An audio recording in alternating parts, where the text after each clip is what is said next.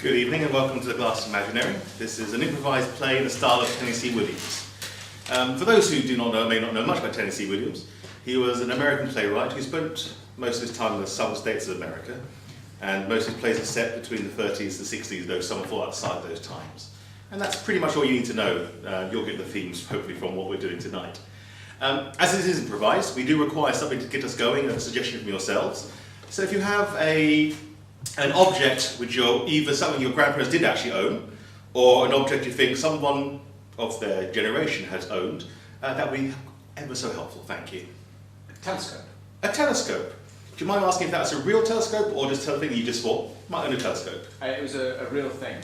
Ah, great. And this telescope, was anything... How did you feel when you heard about or saw the telescope? Well, funny enough, I didn't feel much about it at the time because I was quite young and I didn't understand the context. My grandfather was in the Navy during World War II, and it was his telescope. I have no idea if it was an ornamental telescope or if he actually used it, but he gave it to me when I was about 12 years old, and just with the instructions saying, give it some oil every once in a while. And I didn't realise that the reason why he was giving it to me was because he was terribly ill. And about a year later or so, he actually died. Oh. And it was his last gift to me, along with a book about cadets in the Navy. And it was a novel, it was his favourite novel, he said. Well, thank you very much for sharing that. Thank you for your suggestion.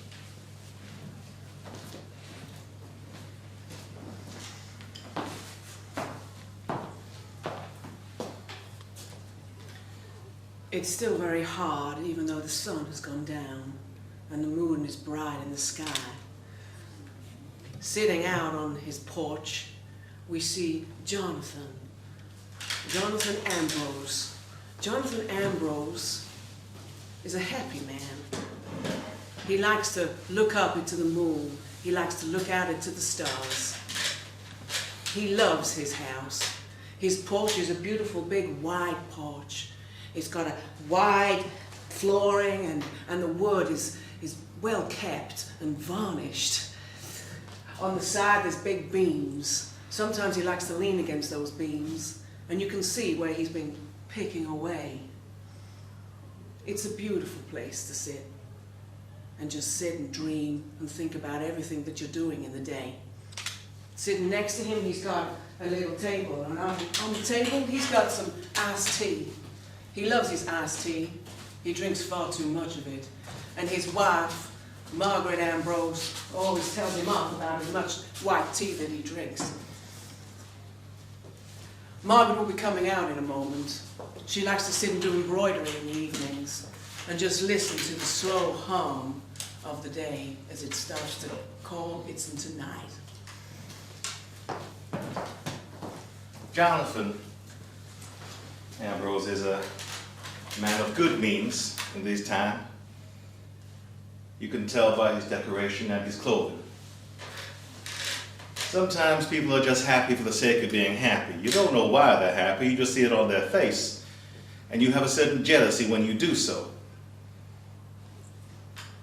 And it makes you jealous when you don't see that in your own face at times. And yet a smile says so much.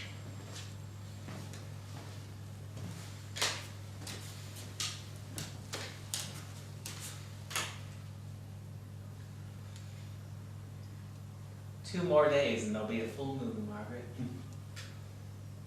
I'm looking forward to it. I really like the full moon because it means I can sit out here and it's light enough to embroider next to you. And the less of a moon I have to be inside of the lamp because I know you don't like those gas lamps out here at night. You do so well, Margaret. You're the best. No. I know you're a lot bigger now, but can I still call you Little Johnny? If you must. I'll try not to take it personally. I am 2 years older than you. You are. I know you always liked older women. I could tell in high school. Well, you're certainly wiser than me, Margaret. The way you were always looking at me, yeah, that wasn't wise at all, Johnny. I got what I wanted, didn't I? You did. Beautiful house, beautiful wife, beautiful stars. Beautiful moon. Is there anything else you want, Johnny? No. Honestly, I'm perfectly content, Margaret. I want to sit out here with you every night. I want to look at the stars and the moon. Maybe sometimes a planet. We really fit our names, don't we? We do. I'm married to Ambrose, and it's like every day I've had ambrosia. I hope nothing ever changes. Same. Except maybe the faces of the moon. Ain't no one gonna stop the faces of the moon. No. But they always come bad. Well, it's nice to have something to rely on, yeah? Yeah, it's real nice. I like the predictable nature at least one thing in my life. 'Cause you ain't never been predictable. I'm settling down in my old age. You've always been full of surprises, is why I liked you in the first place. It's been years since I went on a business trip. It has. You made it so far you didn't need to travel no more, didn't you? Your sister Shirley's coming next week. That's exciting. Oh yeah, that's real exciting. Oh. She's gonna be spending all the time writing, I'm sure. Oh. You know, Shirley's gonna show up and nose around in everyone's lives and be digging for mystery. I do love Shirley. Maybe we need a little bit of trouble now and then. She does see zebras when there's only horses, but You know, I've never heard that expression. I like it. that's just my Shirley. Yeah. No. I love you, Margaret. I love you, little Johnny.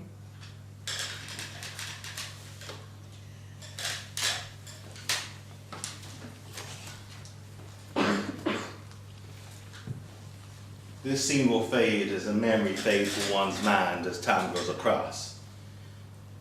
And we'll see outside the local bus station. There's a singular bench at this bus station. Not many buses come through. In fact, if you get more than 2 buses in a week, it's a fancy time. Shirley sits at the bus station, holding her little modern compact of makeup, checking her face every so often, although she knows it's already perfect the way it is. Yet she can't help herself. Vanity is a sin, they say. For Shirley, it's a way of life. I don't care none too much for the shade of lipstick that she's wearing, but it is important that it is seen from a distance.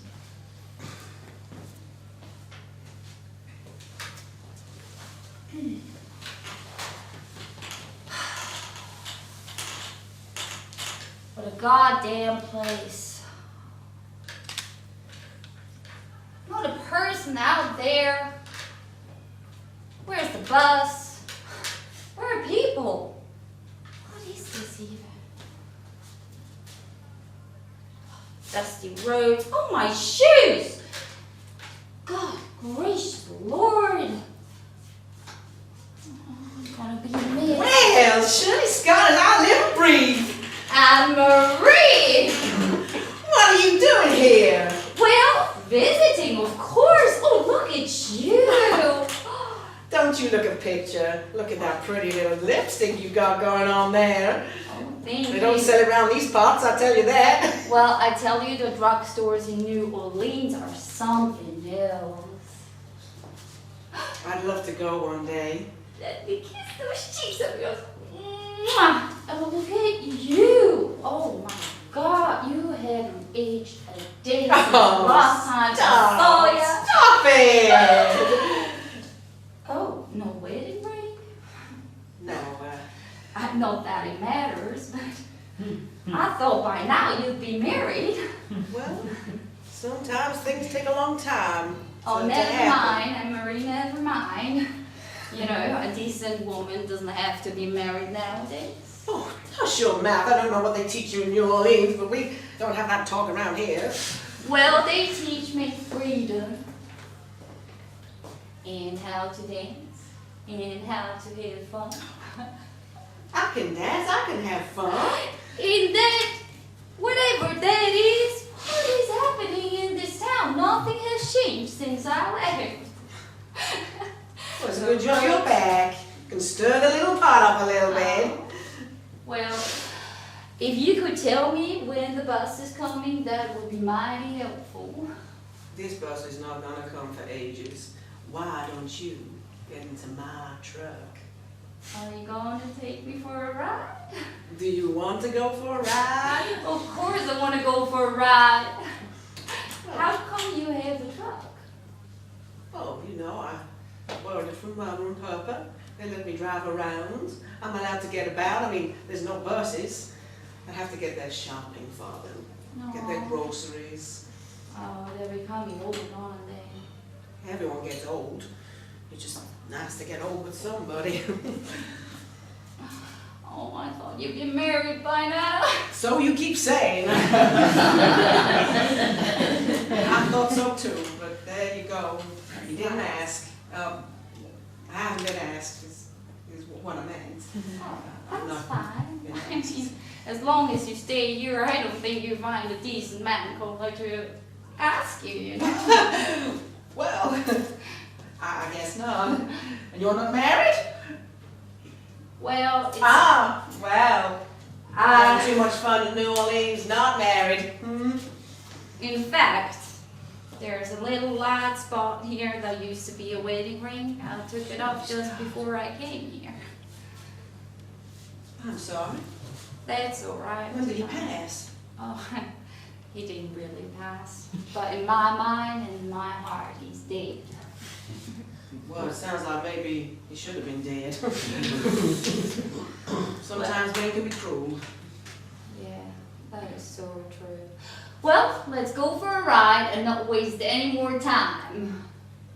You don't mind if I go and get some groceries? Get some liquor for me Well. and a pack of cigarettes. Would you Oh, I can give you the cigarettes. We'll go and get some liquor. mind? You haven't changed a bit.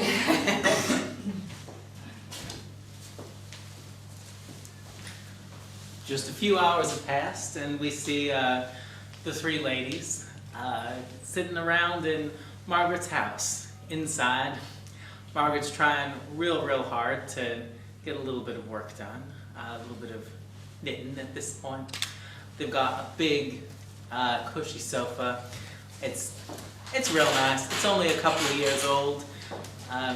John doesn't let anything get too old in this house because he's really house proud. There's also a beautiful painting up on this wall just here. It's an original oil painting.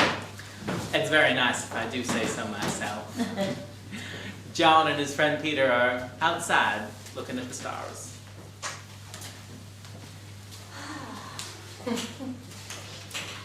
I mean, I'm glad you found a friend of yours already, Shirley. Well, it's not so hard to bump into anyone you've known from the past here in this little town, isn't it? Well, you're gonna bump into pretty much everyone if you sit around for long enough. Oh, God. Help me, Lord.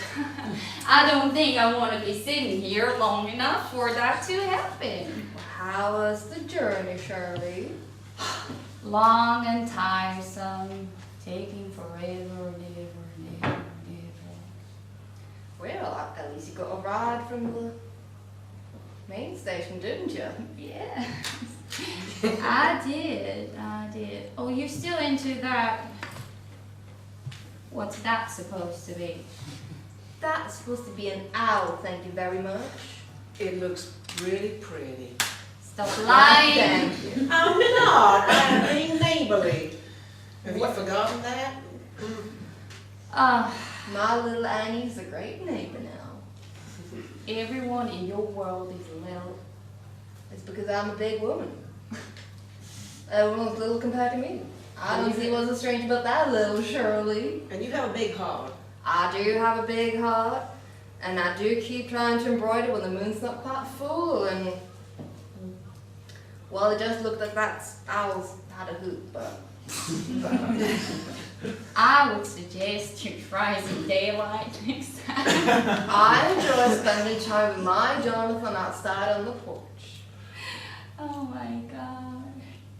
It must be so nice to have someone to just sit and eat with and just watch the world go by, see the stars in the sky twinkling.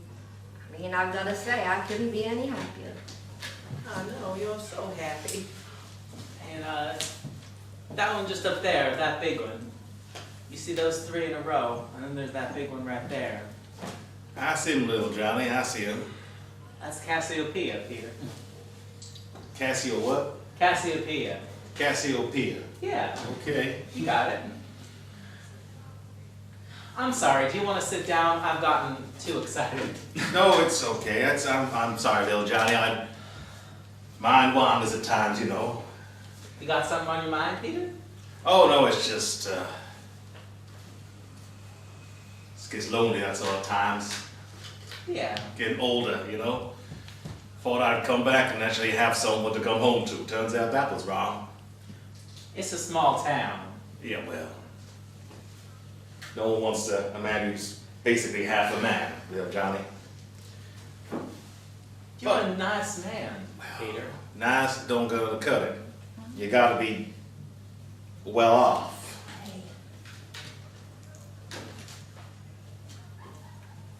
How do you feel about I make the beak of this little creature just a little bit longer? Well, I would ask my owl why the long face, but I mean, I could turn it into an eagle that will fly up in the sky so far away. I think making an ugly eagle is practically blasphemy around here. Whatever you're doing is blasphemy, to be honest with you.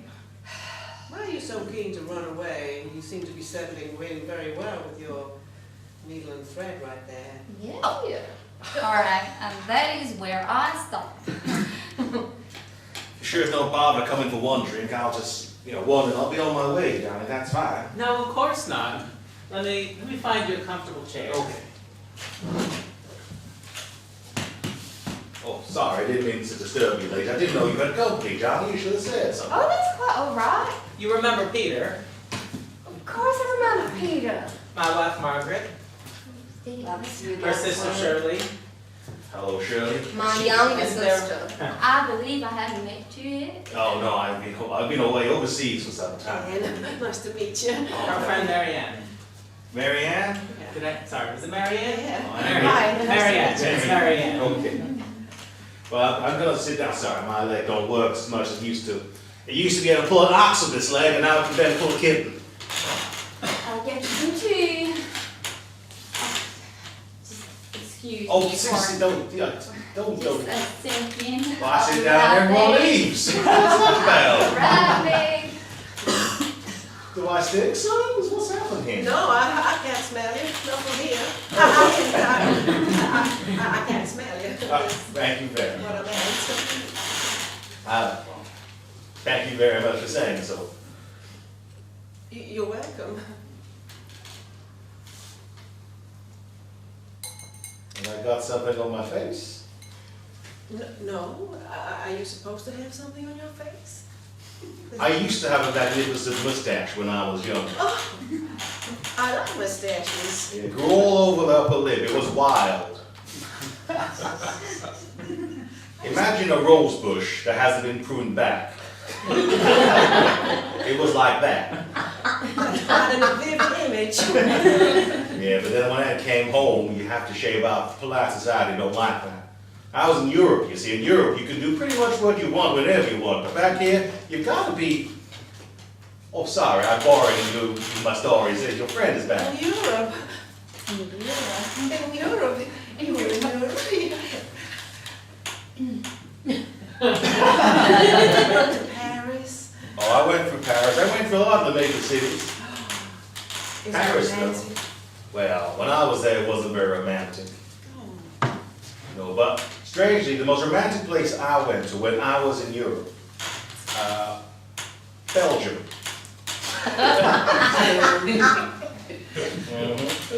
That sounds mighty fine. Yeah, Lots of bridges and fountains. I always find structures very enticing. I love bridges because when you cross them, you can be a different person. Oh, I've never heard that before. It's very nice.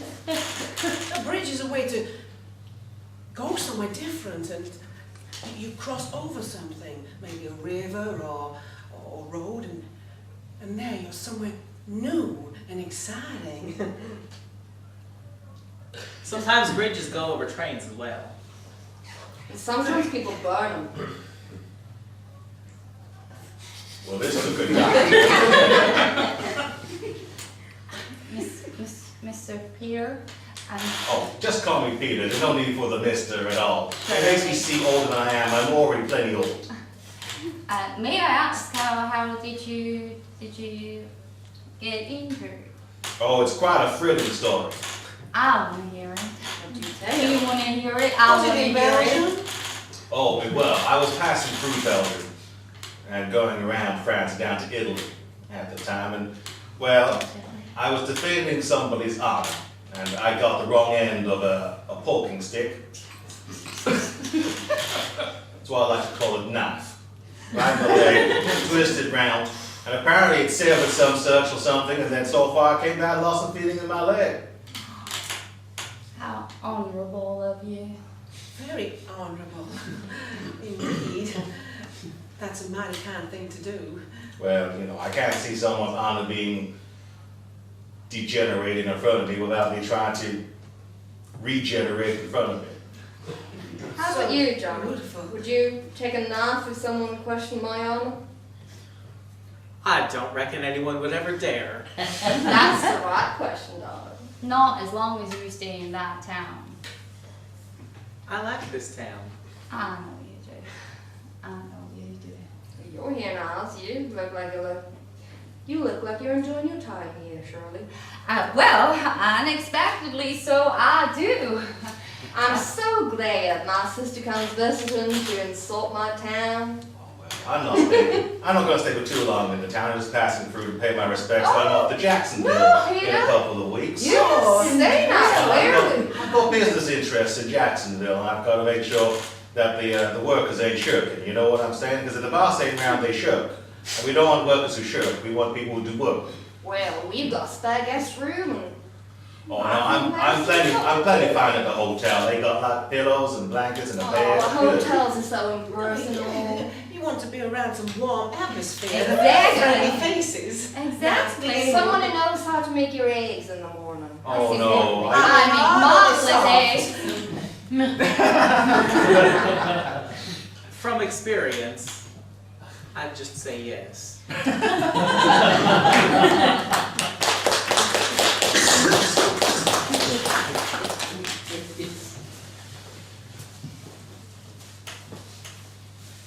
A week has passed at this point, and we find ourselves sitting in a bar. There are two sets of chairs, just two separate tables in this bar. In the back there is the proverbial bar that sits there. No one seems to matter at any seen point in time. It seems to be more like an honor system than an actual place of business. Inside, we find Jonathan and Mary Ann. Both of them seem much as they were before, but something clearly has happened in the last week. It's like the tension you find on a mousetrap. It can hold forever, but the slightest push in the wrong direction, and snap, there it goes.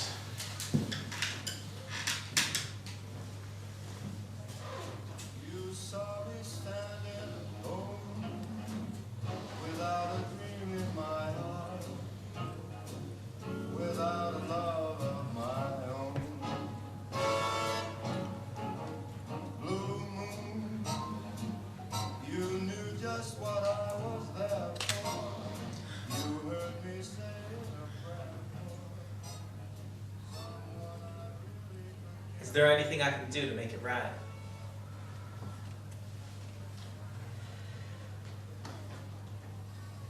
Not really.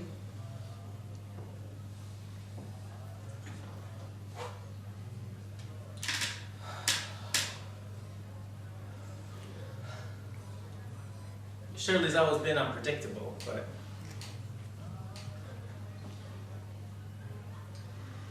Yeah, she sure has.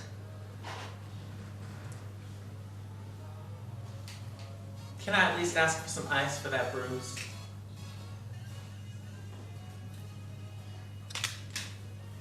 It's fine, it'll go down. What comes up goes down.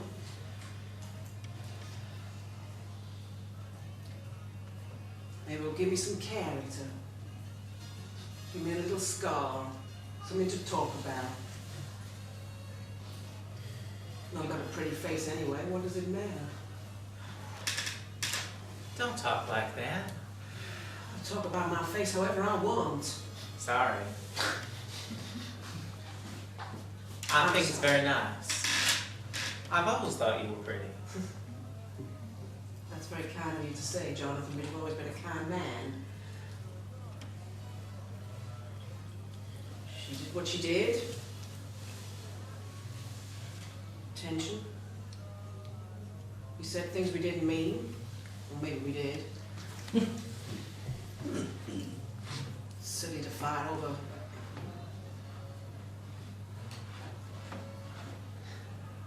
He'll be gone soon. Yeah. Peter's a good man. I never said he wasn't. He's your friend. You're a good man. I choose my friends carefully. You can't choose your family. Amen to that.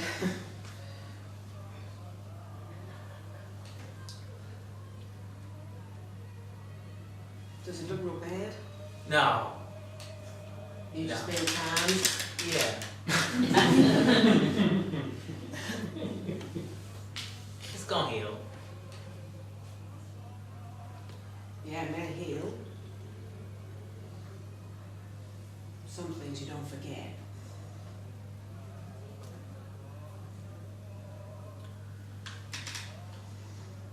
You know, I'm like this glass of whiskey.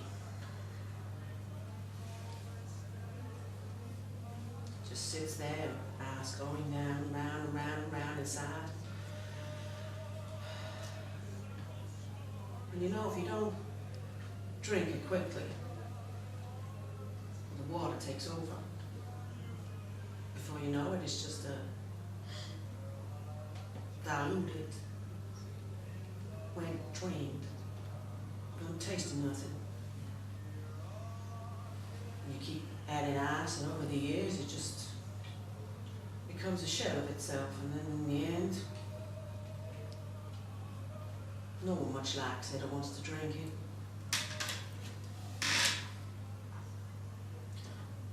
Good whiskey does get finer with age.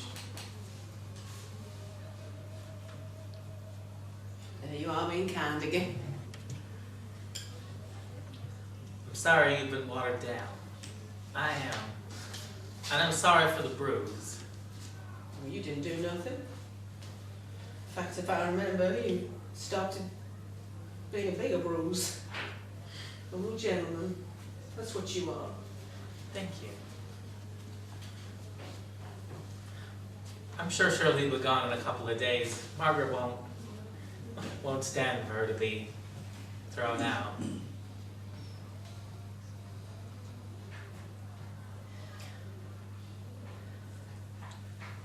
Sometimes she's a little too kind. Can you be too kind? The good books say to be kind. Does. Turn the other cheek. It also says that God helps those who help themselves.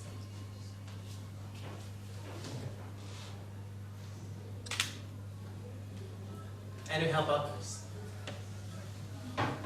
If there's anything I can do,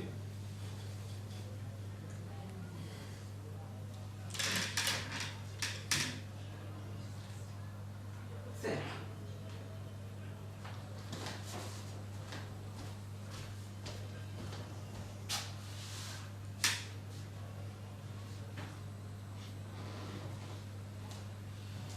we will transition to the next scene. However, the scene with Jonathan and Marianne sits there in retrospect and reflection against the scene where we see the two sisters of Margaret and Shirley having discussion in a similar vein. If you would put these scenes side by side on a piece of paper and look through the lines, you could find more meaning in them than you'd imagine. Not that I'm saying you should see this play more than once, but perhaps you should. And you'd find the greater meaning.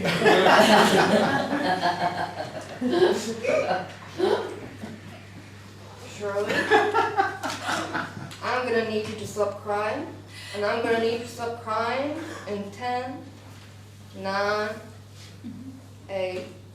Don't you have any kind of kindness for me? Shirley, you are here. I have plenty of kindness for you. I've loved you my whole life. I've loved you your whole life. You weren't there when I was real little. But Shirley, this ain't good for you. This ain't good for anyone. I just... How could you do that to me? And then... I'm sorry, you're gonna blame me now? You're I gonna have blame to me for defend speaking the myself? You can't defend yourself with a fist. That ain't right. Well, but my sister was supposed to defend me and she didn't, okay? There are some things one cannot defend. Roughly 10 commandments of it, I'd say. Oh, those 10 commandments. Just please. don't go stealing your neighbor's oxen anytime soon, because I ain't defending you. Same with the murder, and the lion, and the lion. I'm sorry, Shirley. You are so good, aren't you, huh? No, I'm not. But I apologize. I want you to be happy, Shirley, because this ain't it. You ain't happy. You've not been happy in a long, long time. And punching people in my town, or any town for that matter, ain't gonna help you. It is not your town. Well, fine. The town I live in, or the town anyone lives in, the same laws apply to every town on the earth. That ain't the point, Shirley. You're distracting me again. I know you're smart. I know you're clever. I know you're pretty. I know you got through life like that, but... You take that back. I'm supposed to take back being smart and pretty?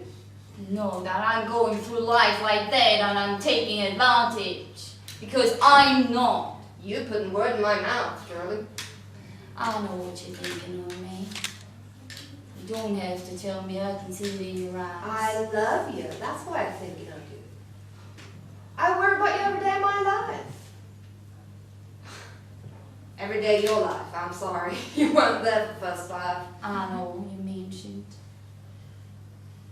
Ever since you were this small, I knew you were in there, and I said, I'm going to take care of you because that's my job. But I can't carry you. I mean, I could because you're small. I could physically carry you around, but, you know, I can't drag you through life. I'm not asking you to drag me through life.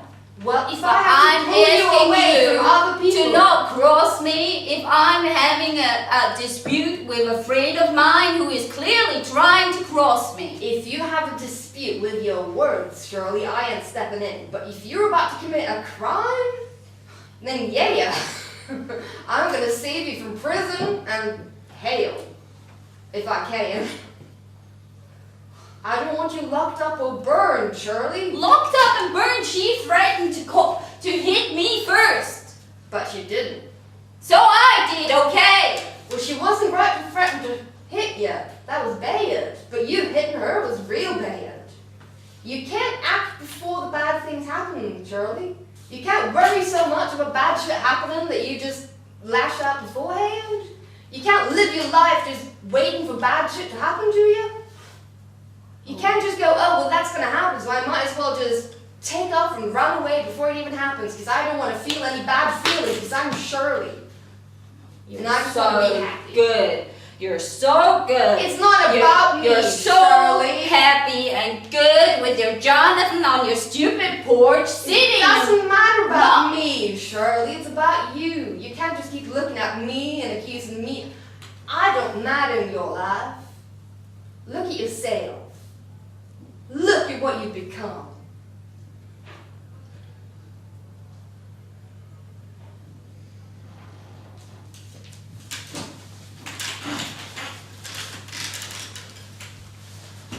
Peter has continued to stay with Margaret and Jonathan with increasing wariness.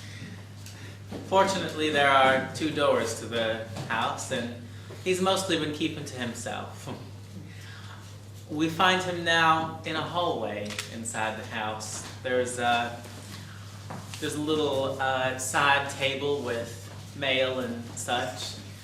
He's trying to very quietly exit on his last day here.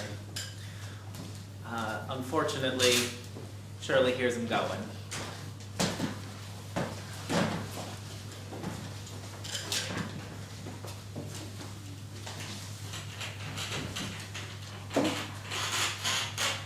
Heading out. Oh, I didn't see you there, Shirley. You snuck up me like a mouse with a cotton wool in their feet. I think I've caused too many problems. I'm afraid, Shirley, I need to be going. I don't want to make Jonathan hate me any more than he may already do. Oh, I don't think he hates you. No, not yet, but the longer I stay, I think the more likely that's going to happen. No, I'm pretty sure he likes you around, and I like you around. You see, I'm sorry if my family has caused you to feel unwell in our house. That was never our intention in the first place. And I do apologize for my friend. She can get quite stubborn, and I could see you being uncomfortable with that. I do want to make it up to you, you know. I hear your words there, Shirley, and they're mighty pretty. But ain't nowhere in those words, and I was listening careful like, did you make an apology for what you did? I don't know what you're implying. I'm not planning anything, Shirley. I'm saying you didn't apologize. I do apologize.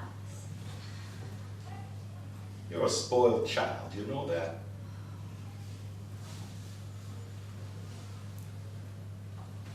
Looking at the floor like you know you've done something wrong? Like you hoped up down there the answer is gonna be, yes, it was fun to be flirty and happy with you and Marianne, and I enjoyed myself. But clearly you don't understand the way of the world, do you? Tell me the way of the world, then, so I can understand, because clearly you gave me the impression that you liked me. Sit down. If you want to hear the way of the world, then you will sit down. I don't want to sit down. Well, then you don't want to hear the way of the world, then, do you? Fine. Fine.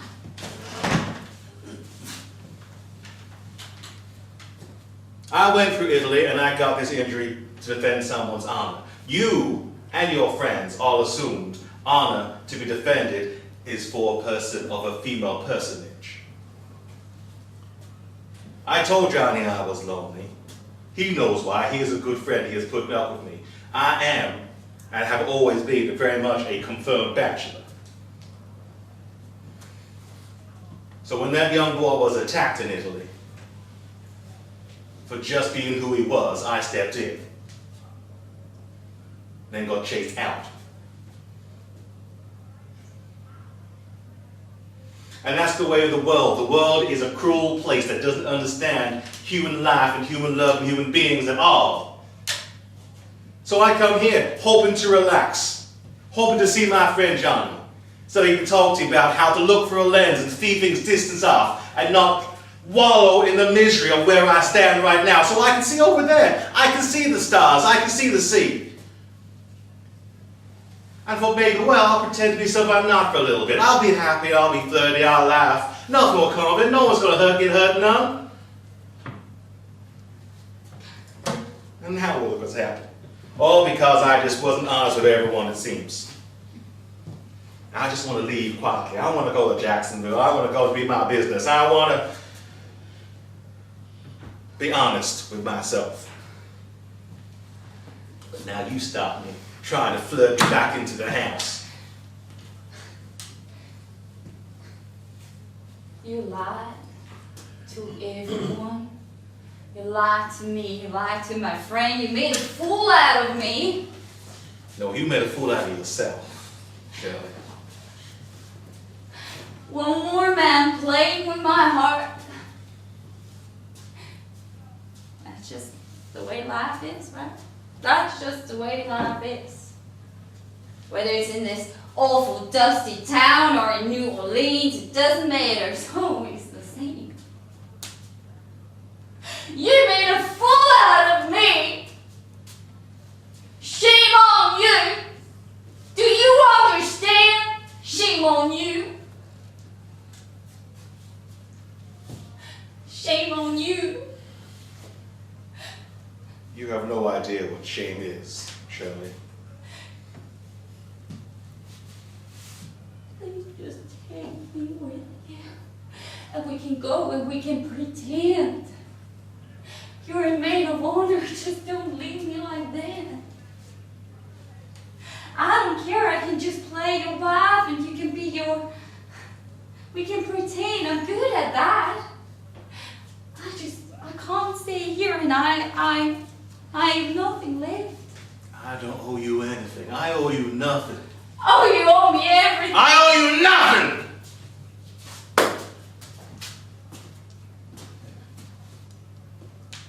Feel better?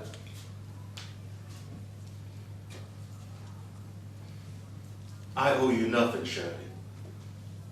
I'm sorry I came in here like some sort of hurricane through this town, messing everything up. So I'm gonna leave.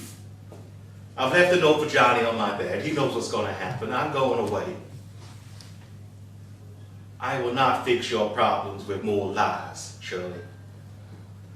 Your problems can only be fixed by yourself and your friends and your family. I am none of those things.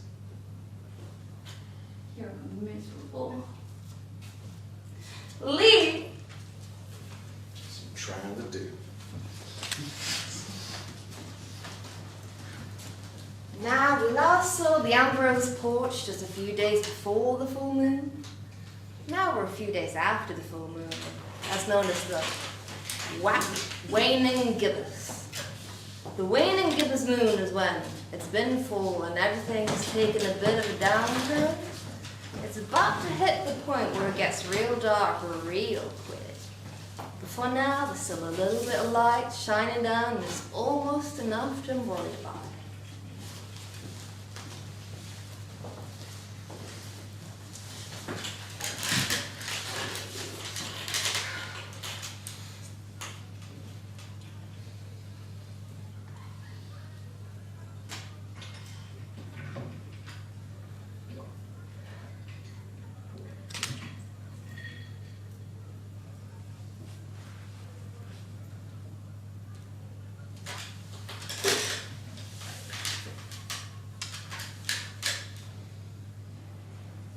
You know what we need to do.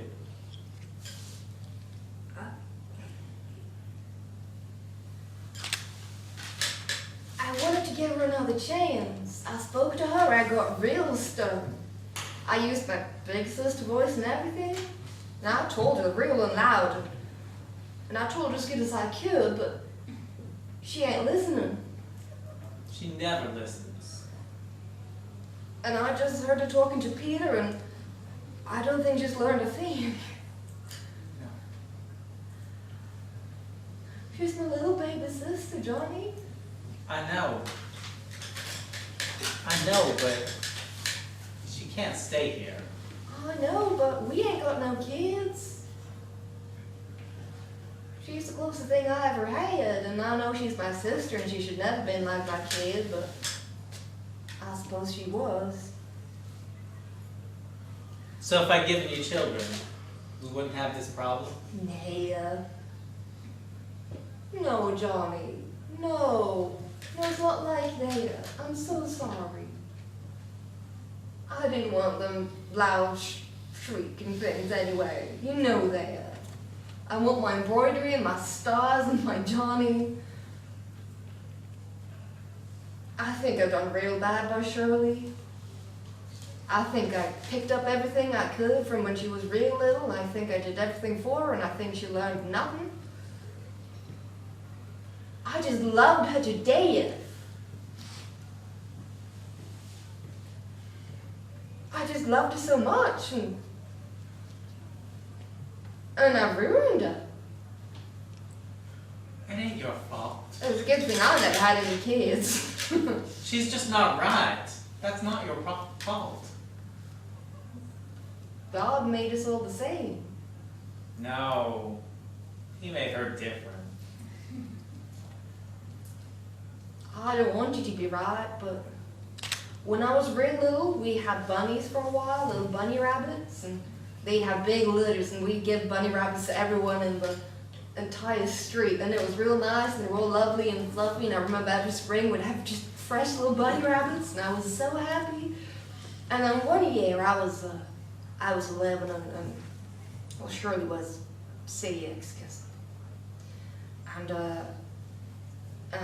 we had bunny rabbits in spring around Easter, you know, perfect timing, but one of them bunny rabbits came out and only had one eye and no ears. It was hideous. It was so ugly.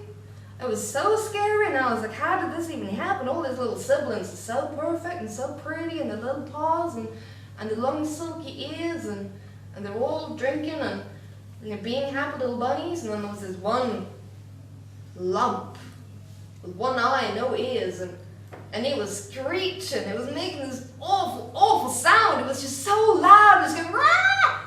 From this tiny little lump of a bunny, and I couldn't take it. It was so loud. It was terrible, and I was shouting for my mama, and she didn't come, and I was shouting for my papa, and he didn't come, and I was the eldest, and I didn't want Shirley to see it. Because I don't think Shirley could have ever handled whatever the fuck that was. Pardon my language. So I threw it into the creek. It was shrieking all the way down like a baseball with a whistle on it. And then it went sploosh. And it was finally quiet. And I think I've never stopped hearing that sound in my head. Just that shriek, that whine of something that was never meant to be, that was never meant to be on this God's green earth. And then there was a splash. And it was quiet. And I could breathe again. I could breathe again. I want to breathe again, Johnny. I can't breathe right now. All I hear is Shirley screeching. We'll take care of it. We'll send her somewhere nice. Not all them places are nice, but We'll find a nice one, Johnny, of course. and we can pay for it. Yeah, I'm sorry. Thank you.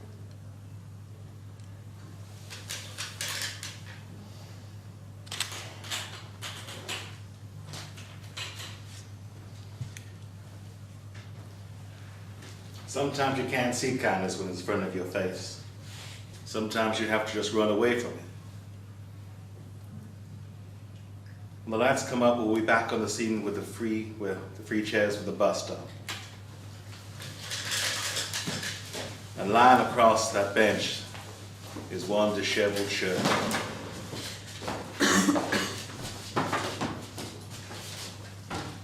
Who knows how long she's been here for? She's all torn up some, and if you look closely, you can see streaks of tears down her face. But as we know, this is also the route that Mary Ann takes home when she buys the groceries for her parents.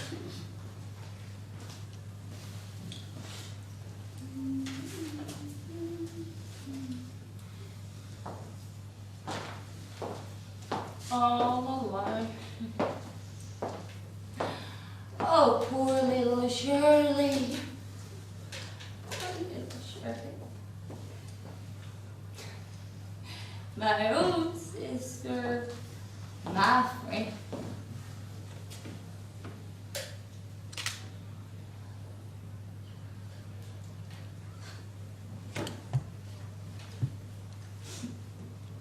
Don't look at me like that.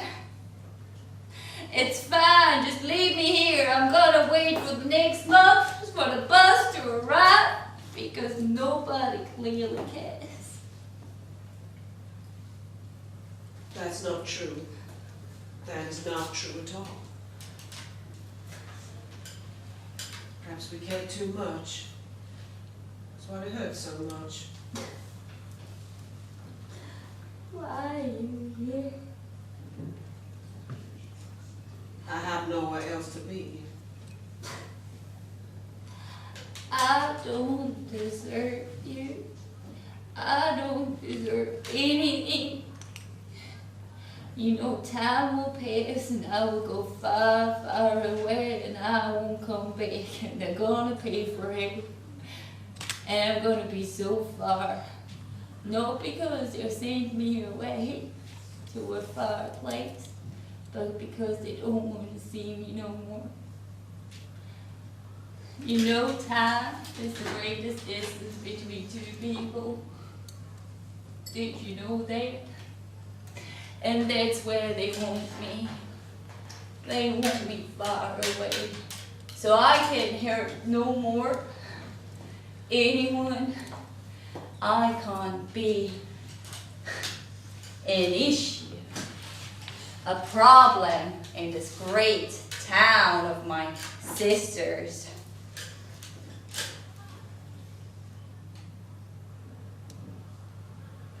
What is wrong with me? Why does nobody want me? I'm pretty. I'm fine. Tell me I'm a real.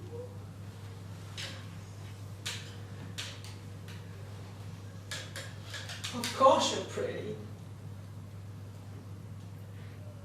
You were always the prettiest girl.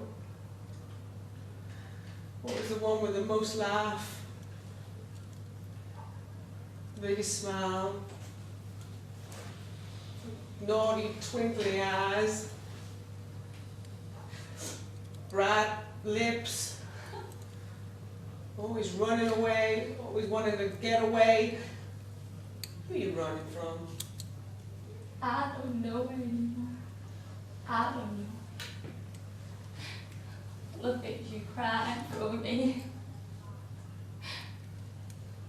I have no one else to cry over. I'm sorry. I am sorry. I'm so sorry. I'm sorry too. I'm sorry because I know, however sorry we are, you still gotta go. Come with me. I can't. I can't be alone, Henry. I can't be alone. I don't think I know how to do anything else but alone. We can take your truck and go. We don't have to wait for the bus, just you and I. I have money now. I'll show you New Orleans. I need a friend, somebody. It's gotta be you, I beg you.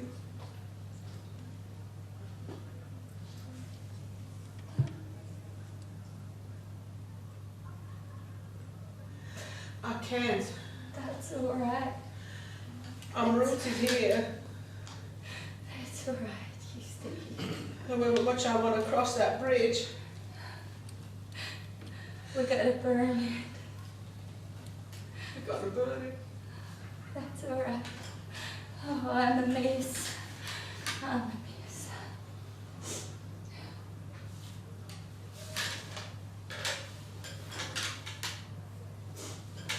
I'll see you when you come to New Orleans.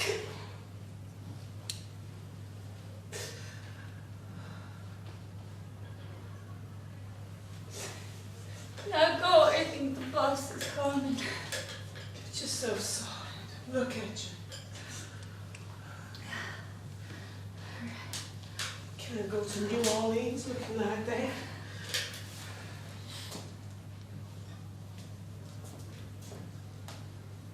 Yourself look pretty. Here.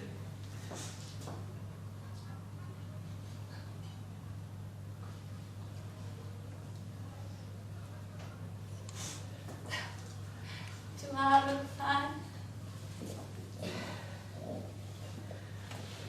You're as bright as the brightest star.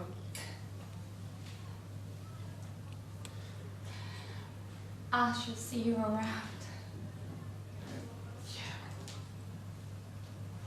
Take it easy in New Orleans.